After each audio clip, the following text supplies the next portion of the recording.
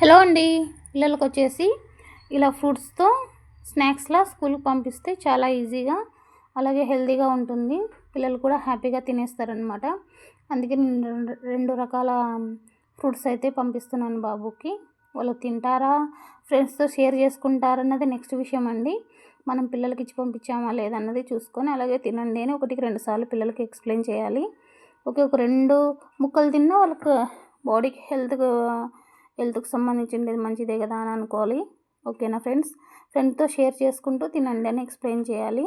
అలాగే స్కూల్‌కి వెళ్ళినప్పుడు కానీ, లేదా బయటికి వెళ్తున్నప్పుడు కానీ చిన్న బాక్స్ అనేది క్యారీ చేయడం నాకు అలవాటండి. ఇలాగే ఇవే కాకుండా చపాతీలు కానీ, పూరీలు కానీ ఇలాంటివి బయటికి తీసుకెళ్ళినప్పుడు బాబుకి ఏదైనా తినడానికి ఉంటుంది కదా అని ప్రిపేర్ చేస్తానన్నమాట. ఇప్పుడు బయటకు వెళ్తున్నాం, అలాగే ఫ్రూట్స్ కొన్ని కట్ చేసుకొని తీసుకెళ్తున్నాము. ఓకే ఫ్రెండ్స్, మీకు ఈ అలవాటు ఉందా?